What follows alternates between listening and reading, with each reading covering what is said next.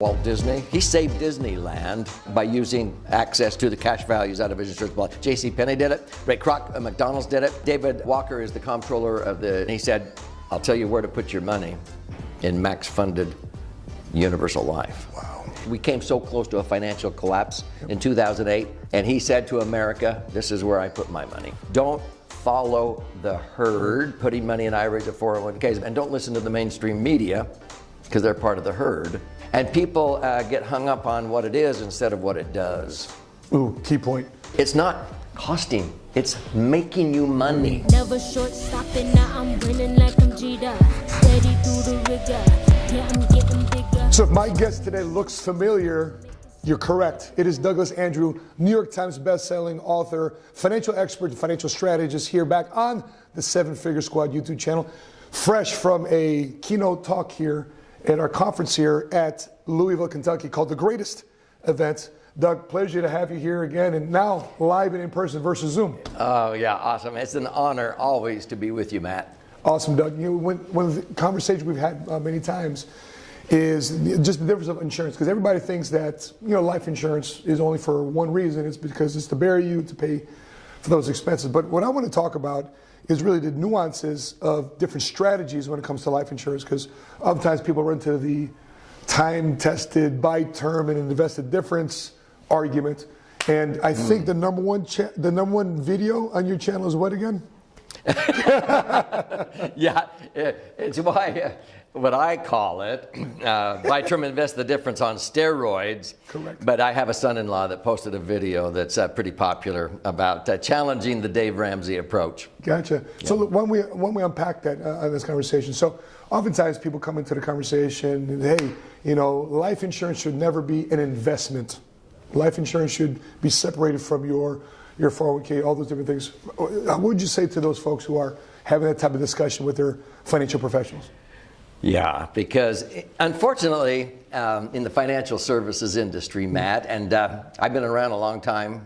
Just a little bit. Yeah, just about 47 years now.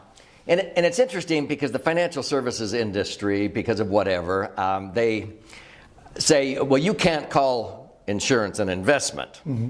I go, well, that's okay with me, because apparently investments you can experience losses, and that's unacceptable to me. So I'm glad it's not called an investment. Apparently investments sooner or later are taxed. So I don't want one of those. What I want is a vehicle that is far superior. So many times I'll say, well, what would you call something that you put money into? It's not an investment, but you put money into this thing. It's an incredible vehicle, and it accumulates tax-free at really good rates of return, not pie in the sky, but average rates of return of 7 to 10%, which is the equivalent of getting 15% or more in a tax-deferred IRA or 401k.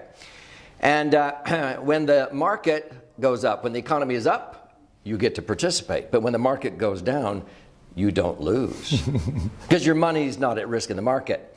So you can earn average rates of return of 7 to 10%. If you know rule of 72, you divide your interest rate into 72, and it tells you how fast your money doubles. So your money's going to double every 7 to 10 years. So if you put in, let's say, $500,000, I don't care if it's $500 a month. $500 a month will grow to over $1 million in 30 years with those kinds of rates of return. But older people, $500,000, okay, it doubles to $1 million every 7 to 10 years. That million doubles to 2 million, and another, and 2 million doubles to 4 million, 4 million doubles to 8 million. We actually have clients who started out with just 500,000. Now that's a lot of money, but they spent quite a while accumulating that. They now have $8 million generating $600,000 to $800,000 a year tax-free if they live to be 120. So here is this instrument, financial vehicle. You put money into it, accumulate your money tax-free. It allows you to access money tax-free and not outlive your money if you live to be 120. And when you die, whatever's left in there blossoms and increases in value and transfers income tax-free. Now, whenever I ask audiences that question, what would you call something that does that? Predictably, it's usually people on the front row yell out, America! miracle, a godsend in this topsy-turvy world of unpredictability that we're in. I go, yep, but you don't call it an investment. It's way better than one of those. And they go, golly, I've never heard of this before. How does it work? Yeah, it works really well for all kinds of financial goals. And so that's why I often compare it to like a financial Swiss Army knife. You can use it for retirement and college funding and emergency funds and working capital for business, real estate equity management, as you know, and estate planning. I mean, you can use it for so many purposes because it's the dream solution when you understand how to structure it correctly and fund it properly. Doug, that's insurance.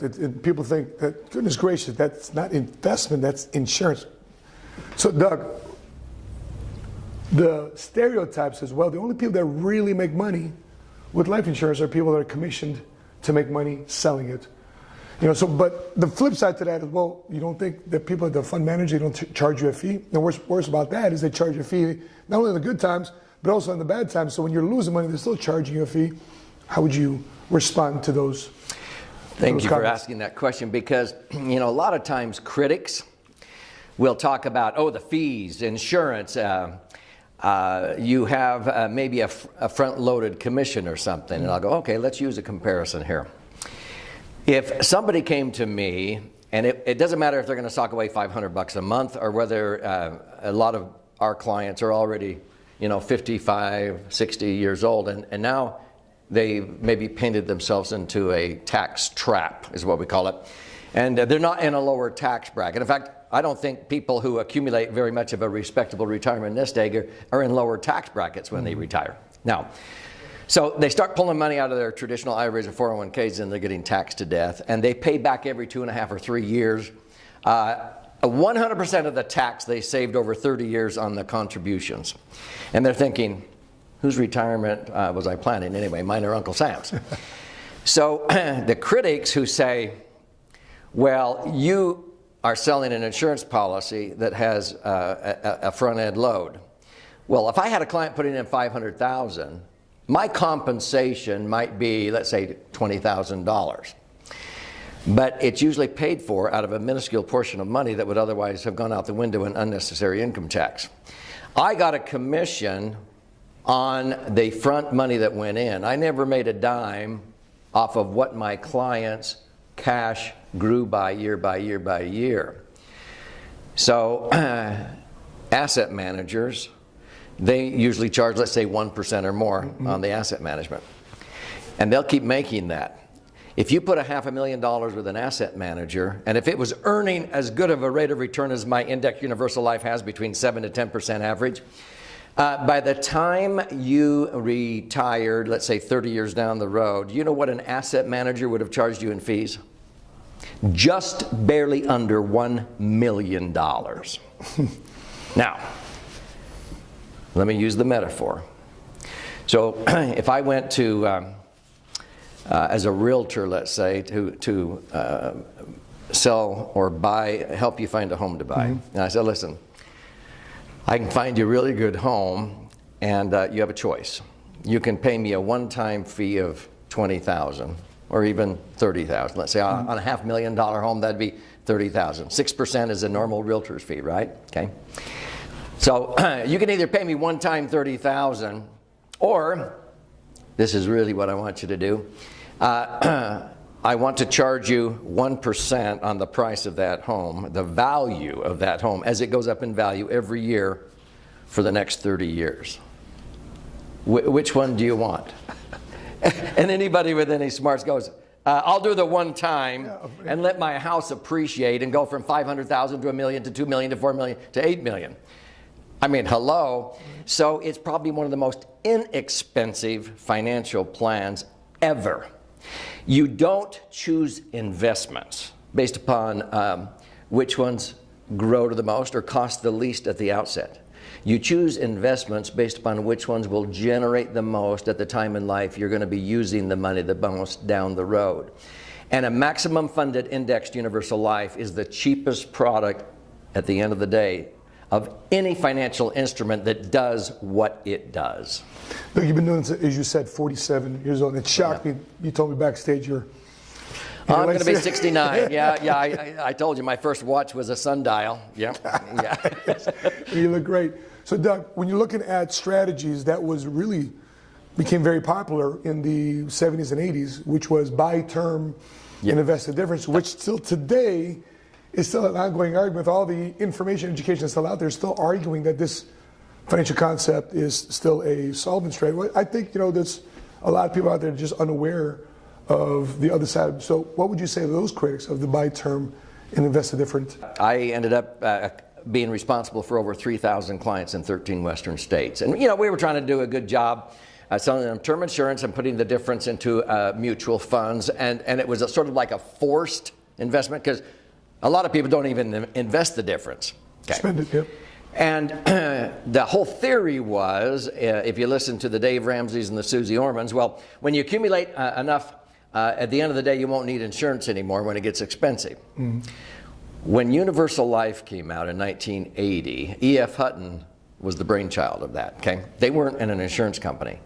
And they were the ones who said, wait a minute, we're out here. Did you ever play red light, green light when you were a kid? Sure. Okay.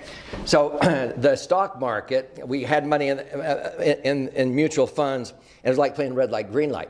So there were some periods where you might take 20 steps forward. You get 20% return, but then the next year you have to take 10 or 15 steps back, up and back, up and back. The stock market is like a person with a yo-yo, maybe hopefully walking up some stairs, let's say. Well, when Hutton realized the average rate of return, even if you earned 12%, let's say you finally accumulate $1 million in a retirement nest egg and you're earning 12%. That's 120 grand a year. You pull out 120,000, you're taking 12 steps forward, you're taking 4 steps back in tax, between federal and state tax. You take another step back in fees because they're charging 1% on that million. You're netting 7, even though you're grossing 12. Do you know what most people actually earn with their money in the market because they get involved in emotion? They watch, like in 2001 to 2003, they watch the market go down, down, down, down, and they finally say, enough already, and they sell. They sell low, and then they wait, and they buy high. So Dalbar, who studies investor behavior, says the average, especially retiree only, is earning 3.5%. This is what precipitated the 4% rule in the financial services industry. So they're not earning 12. You got $1 million, you pull out 4%, that's 40 grand. You pay tax in a 25% bracket of 10,000. Now you're netting 30. Now, what about the 1% fee on that? That's another 10 grand. You're living off of 2% or 3%. I don't know if you're like me, but I don't accumulate $1 million to have a measly 20 or 30,000 net to buy gas, groceries, prescriptions, and golf green fees. That's pretty pathetic. With my Index Universal Life, I was able to participate in the market without the risk. When the market went up, I'm able to earn. When it goes down, I don't lose because of indexing. So in answer to your question, by having my money there, I'm able to earn average returns. Conservatively, I've earned 8.2% net, cash on cash. So $1 million nest egg can generate $80,000 a year of tax-free income, whereas most IRAs and 401ks, you're going to be lucky in the market to net to earn 4 and net 3 or 2 because of the taxes. And so when Hutton came out with it, I went, this is buy term, invest the difference on steroids. People don't invest the difference.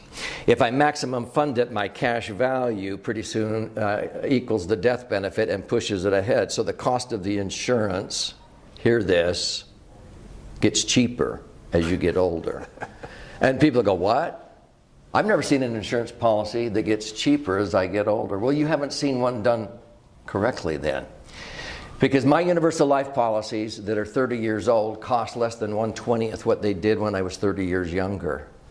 Because cost of insurance per thousand goes up, but the amount of insurance that's at risk with the insurance company is going down. If I earned 10% this year, I would net I would net 9.9 because the cost of the insurance has gotten cheaper as I've gotten older because I'm self-insuring. Yep. So this whole argument of Dave Ramsey, Susie Orman, 20, 30 years from now, you won't need the term insurance when it gets expensive because you'll have the money. Well, universal life, you have the money, sometimes as soon as 15 years, and you're self-insured.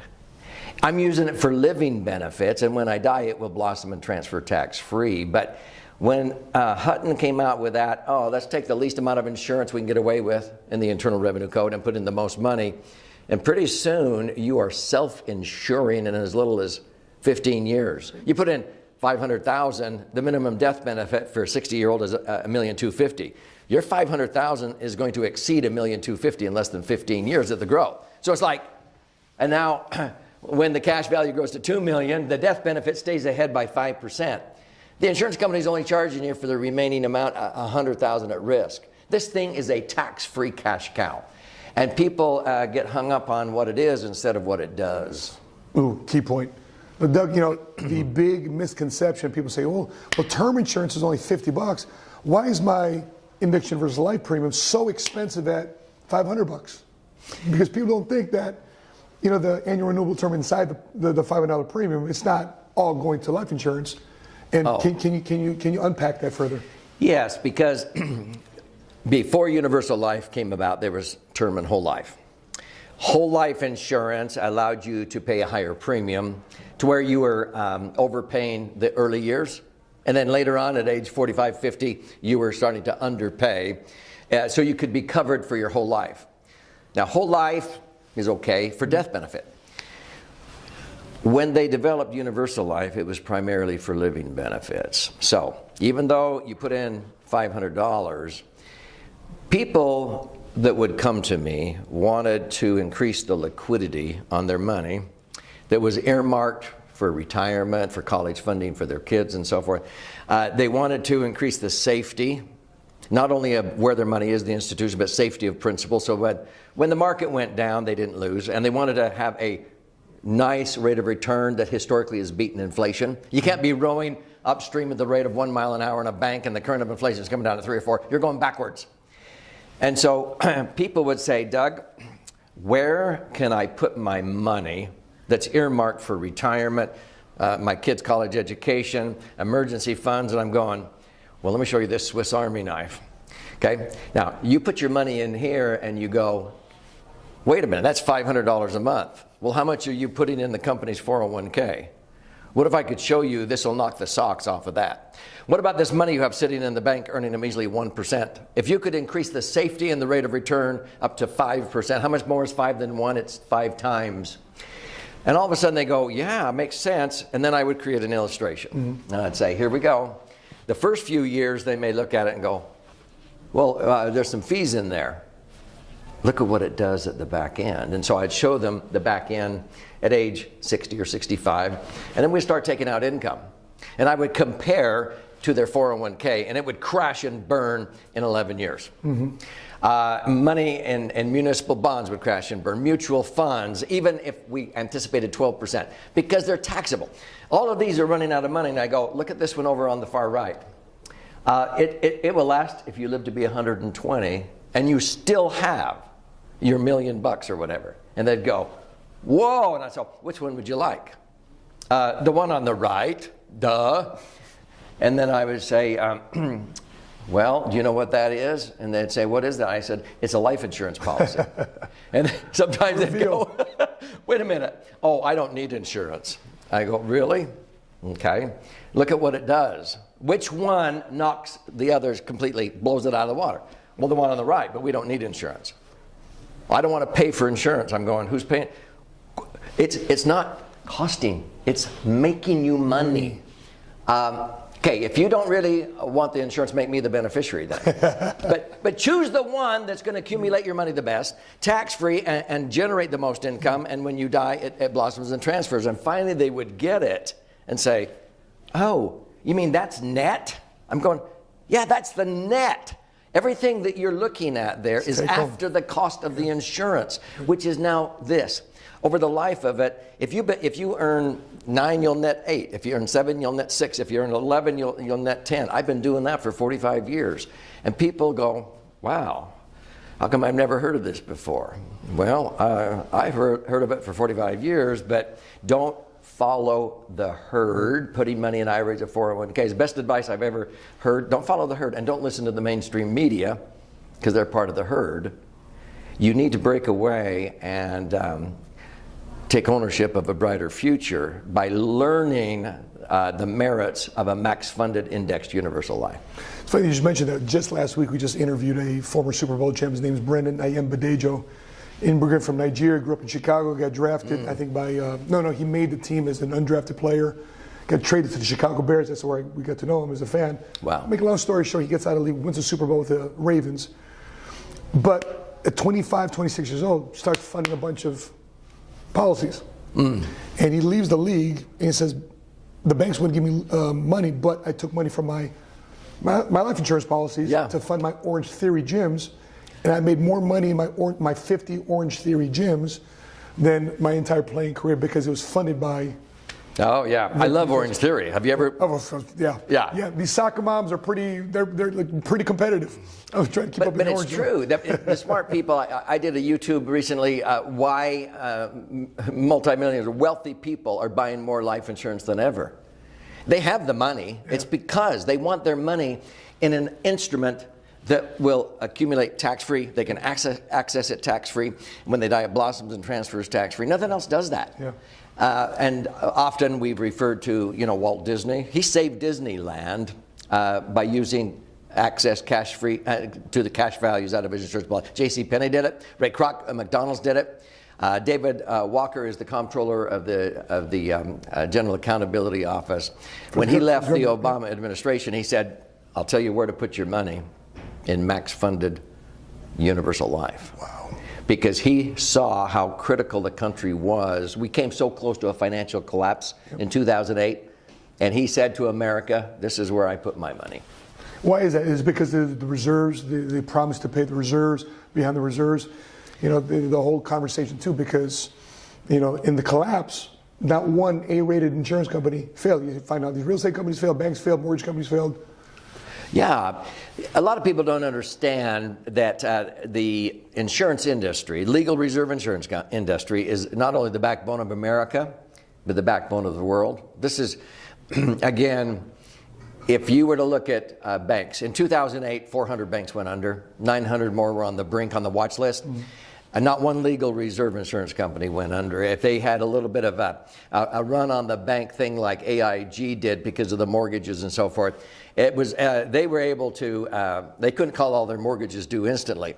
But there's always in the legal reserve insurance industry, you cross-insure, which is way better than an FDIC. FDIC technically went broke when they bailed out the savings and loans. So one insurance company not only manages billions, one I'm thinking about manages about $3 trillion. That's as much money as the IRS collects in taxes in an entire year. One insurance company, and they manage that much money, maybe with one skyscraper full of employees. You know how many federal employees spend, it takes to manage, 3 or 4 trillion that the IRS brings in. So this is how I look at it, Matt. When people say, "Why do you put your serious cash there?" It's because, in my opinion, the insurance industry would be the last domino to fall if things got really bad. Okay, you'd have so much forewarning because the banks would be collapsing. In the Great Depression, 80%, real estate dropped 80%, a lot of real estate. Banks went under, 40% never reopened again. Not one legal reserve insurance company went under in the Great Depression. They came through with flying colors, crediting 2.5%, 3.5%. So we would have so much warning if the economy is ready to collapse, that you could take out your money out of the insurance policy because it's so liquid. This is where banks put 30 to 40% of their tier 1 assets for liquidity and safety, because they asked the 5 major banks in America in 2008, where do you have your money for liquidity and safety in case of a run on your bank? Guess where they had it? 30 to 40% was in BOLI, bank-owned life insurance. See, it's the owner of the insurance policy that gets all the tax-free accumulation of that. But let's say it got really bad and you got your money out of your insurance policy. If the American dollar became worthless, what good would it do to have your money? See, the last domino to fall would be the insurance industry. You can't live on gold and silver. You can't eat that. So I choose to put my serious cash in the last domino that would fall. And if that fell, the American dollar would be worthless anyway. But you want it in a position of safety and liquidity so that you can convert it to gas and groceries or food or whatever. But, the fact of the matter is there's things in life even more important than the money. But that's why so many institutions will choose to put your money in a bank into an insurance company, because they're rock solid as far as their liquid reserves. Does that make sense? For sure. Yeah. I'll ask you a question, Doug. Right now, with the exposure to what's going on in the stock market, GameStop, and everybody was purchasing through through the Robinhood app, Bitcoin doing its thing, so many shiny objects. If I'm a young person right now, if I'm in my 20s and 30s, the last thing, just like this Super Bowl athlete we're talking about, the last thing he was thinking about was purchasing life insurance as a first thing to establish his financial home. What would you say to the person out there, the 20 to 30-year-old that's watching this right now, that in spite of all the distractions and all the shiny objects they could put their money into, why should they start with insurance? Very good question. What you want, if you start chasing after the get-rich-quick things and so forth, and let me tell you, I've been around the block. I've seen many of them. And it's okay if that's what you want to play with, but not until after you've established a foundation. You want a rock-solid foundation where you put your serious cash, where you know that when you sock away this money, you're wanting to make sure it's liquid when you need it. I've learned that lesson. It's a lot better to have access to your money and not need it than need it and not be able to get it if it's tied up in your real estate or something, especially in a market that's going down. So you want to have the liquidity. Number 2 is safety. In this order, safety of principal, and 3 is the rate of return. You don't need pie-in-the-sky rates of return to get wealthy. 7 to 10% average returns tax-free is incredible. It'll double your money every 7 to 10 years. Once you get your financial house in order and that foundation there, you can go play all you want, and I can assure you, you might get rich on 1 or 2, but most of them are going to fail and collapse sooner or later. The cryptocurrency, I've watched it. I saw it when Bitcoin first came out. It's been pretty incredible, but at the end of the day, there's nothing backing that thing. It could collapse in 24 hours. Now, if you capitalize on it in the interim, way to go. But most people, they act out of emotion, and then they hang on, or when it starts to go down, then they sell low. And it's all out of emotion. I don't have to worry about it. When in 1987, October, when the market crashed. Black Monday. Yep. I was out hunting, and I used to have to run back to the office and field phone calls. I was as calm as could be. None of my clients were losing money. How about even in 2008? No, I didn't lose a dime. My clients didn't lose a dime. They may not have made very much, but the next year, the first 90 days of 2009, most of our clients locked in gains of 16%. The cap after a year, not losing a penny. From 2000 to 2012, many of our clients doubled or even tripled their money tax-free. Most Americans were barely getting back the original money they started with in 2000. So what happened when we're recording this? We've had the pandemic. Sure. And the spring of 2020, when the markets went 30%, I can sleep because none of that affects me. You want to have a foundation that is not subject to the whims of the market and all of these shiny objects out there. If you want to chase after those, do that with your discretionary dollars if you have them. Your serious cash, establish your foundation that's going to be rock solid, that's going to weather the storms and the little, things that go on in the economy and the world, because they come and go. Sure thing, Doug. And Doug, there's a lot of people, as you have saw and witnessed here at our event today, which they loved seeing you on stage, and you rocked the stage. What would you say to the newest person that's getting involved in the life insurance industry? They're a brand new agent, they just got licensed, or they're thinking about getting licensed here in short order. What would you tell them about how to establish their careers? You've done this now for 47 years. How would you tell them to get their business up off the ground? First of all, congratulations. You have no idea how much of a meaningful transformation you will create for your clients.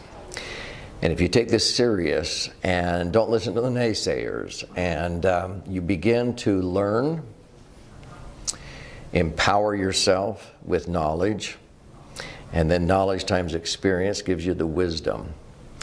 There's no greater payday, not financially, but when live or die, those people that you're helping to transform themselves financially, to be able to make sure that they cannot outlive their money in retirement, and that if they happen to die prematurely with what we call an untimely death, to be able to deliver a tax-free death claim and say, here, your financial house was in order, like I did when my brother passed away. I never dreamed he would be using the universal life policy I sold him as a death benefit. I thought we were going to ride Harley Davidsons and go river rafting into the twilight of life.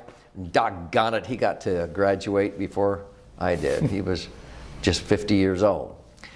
But his sweet wife has been able to live in dignity for 25 years now because of that death benefit. But to the new agents, you will transform people's lives, not just financially. But if you are sincerely interested in your clients and you do what's best for them, it's like Zig Ziglar used to say, you help enough other people get what they want, you're going to get everything in life that you want.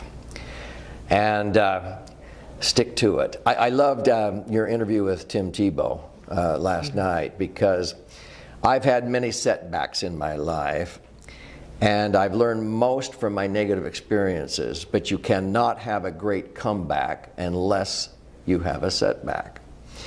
And so don't get discouraged. If I threw in the towel the first time I had a setback, I hate to think what I would be doing instead of transforming people's lives.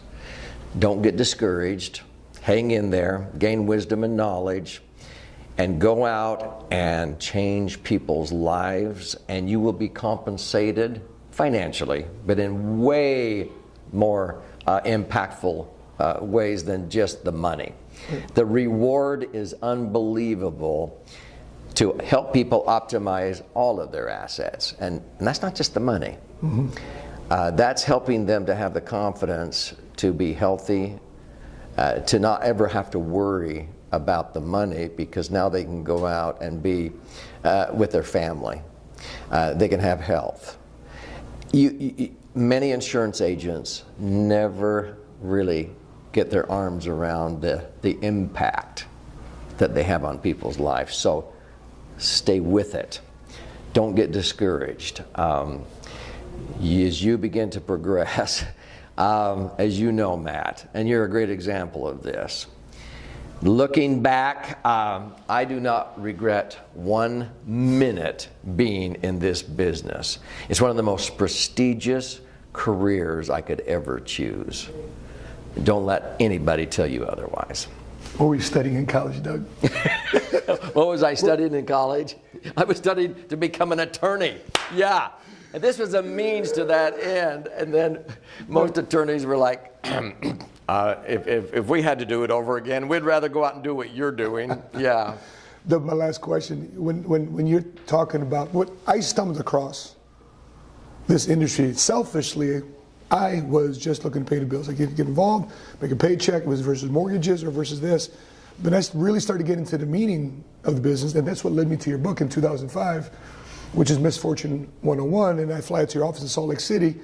And I realized, I think at that point, I realized this is more than just life insurance. You are creating generational wealth. You're creating a legacy. Your steps of meaningful transformation process was shocking to me. And it's also cool to see your sons, your boys, Aaron, Emran, and Scott, to see us grow, because you're actually building up the next generation. You talk about not equal distribution, you want equal opportunity. Right. And it's difficult for somebody with kids because they want their kids all to have more than they had, but you talk about equal opportunity.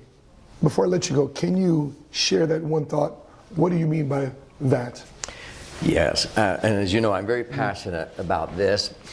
And my goal has always been to make sure that future generations can learn from the mistakes that I've made. And that's why my story is a long learning curve. I want your story to be a fast power curve. And when I watched my sons and my son-in-law begin to grasp this, and I didn't pay them, they didn't fall into, you know, they actually worked for nothing for the first couple of years, and they learned by osmosis and so forth. I wouldn't pay them, you know. My son edited my book and what have you. Okay. But it's because, do you want me to be honest or gentle, Matt? Honest. Yeah, okay, I thought so. When I would meet with people and they were highly successful, and I would often ask a question, so how did you go from rags to riches? How did you achieve this empire? And they would begin to tell me their story about how they started out from scratch and so forth, just like I did at Kentucky Fried Chicken, making $1 an hour and so forth. And then they were super successful working their entire lifetime, and then oft times they would say, man, I have worked so hard. My kids will never have to work as hard as I did. Well, okay. And so they would come back through the years, and then when they would retire, they would often come in and I'd say, how's it going? And they went, Doug, golly, I don't know. I don't know what's wrong with my kids. They don't even know how to work. And I would go, maybe you stole that from them. Ooh. As a parent, oftentimes we think we're helping our children by giving them everything. So when they said, my kids will never have to work as hard as I did, I'm going, well, wait a minute here. You just talked about that's what made a man out of you. So do you want to take away all of those opportunities, okay, and you start accumulating this money, and then pretty soon you die, because most trusts and wills, it's like as soon as you die, chunk, and they divided it up, and it drops in the kid's lap, and some of them get this entitlement mindset. When do I get my share? Right. Mom, Dad, will you pay for it? Can I have? And that's called equal distribution. And I'm going to say something here. There's nothing more unequal than the equal distribution to unequals. Let me repeat it. There's nothing more unequal than the equal distribution to unequals. So, as a Christian, God does not give us equal distribution of blessings, let's say of health, to all of us, regardless of how some of us may choose to abuse our bodies. Our Creator gives us equal opportunities, not equal distribution. So when I began to help people set up their trust and their family bank under equal opportunity, then my children, my grandchildren, they have to have some skin in the game. If they'll do this, they save this much. If they contribute, if they come up and have some skin in the game, they sacrifice, they get good grades, then I might match them 50 cents on the dollar or a dollar for a dollar. But it's giving them a hand up instead of a handout. I taught this to our grandkids at Grandpa's camp by giving all of the grandchildren little jars with caterpillars in them, and they watched in awe as the caterpillars made their cocoon, their chrysalis. A couple of weeks later, they're watching it begin to emerge in the measure of its full creation as a monarch butterfly, and I warned them, what will they be tempted to do when they see it struggling? To help it out. If they do, what happens to the butterfly? It dies. So, Grandma and Grandpa, Mom and Dad, we don't want you to die. So when you're struggling, deem it a privilege that God is trusting you enough to give you this challenge. And don't be a clam on the bottom of the ocean just waiting around for plankton to float to you. America was built on an eagle on a flagpole, okay? That's right. I want you to respond with all your ability instead of taking the victim role. I want to give you equal opportunities, and you come up with as much as you respond with all your ability, which is what the word responsibility means. And then Grandma and Grandpa will be there to make up the difference, because I've always learned if you will be responsible and accountable and do everything you can, God will make up the difference. And that's equal opportunities for everyone, instead of just, okay, I'll bail you out. And that's the equal distribution method. I'd rather leave behind in my family how to fish than just dumping a bunch of fish in their lap, because then they'll be fed for a lifetime. Other than that, I don't have any strong feelings on this subject, okay? That's how Doug finishes off a strong idea with a punchline, period, at the end. Folks, I hope you've enjoyed this conversation, this dialogue. If you're looking to purchase Doug's book, we'll put a link right here to the links to purchase his books. His books have changed my life. He's been a financial mentor of mine since 2005. None of my clients have lost any money based on these strategies and teachings, since my insurance practice with these strategies have been incorporated since 2005, 2006. And my mother's money is in these strategies, my family's money is in strategies, my wife's money is in strategies, our children's college education money are these insurance strategies, and they've not lost a dime, and neither are clients exposed to that. So with that being said, guys, I hope you have some questions. If you do, drop it in the comment section below. Make sure you follow his YouTube channel. We'll put the link of Doug's YouTube channel here at the bottom in the description link too as well. So if you've been watching this on Facebook and you have your thoughts too as well, drop your comments in the comments. Follow-ups, drop it in the comments. Questions, drop it in the comment section below. That being said, guys, follow us on Facebook. Click you like for Money Smart Guy. If you're watching this on YouTube, make sure you click subscribe, hit notifications to be alerted the next time we upload our next episode. On behalf of Douglas Andrew, I'm your Money Smart Guy. Until we meet again, continue to live smart, continue to love smart, and be money smart today.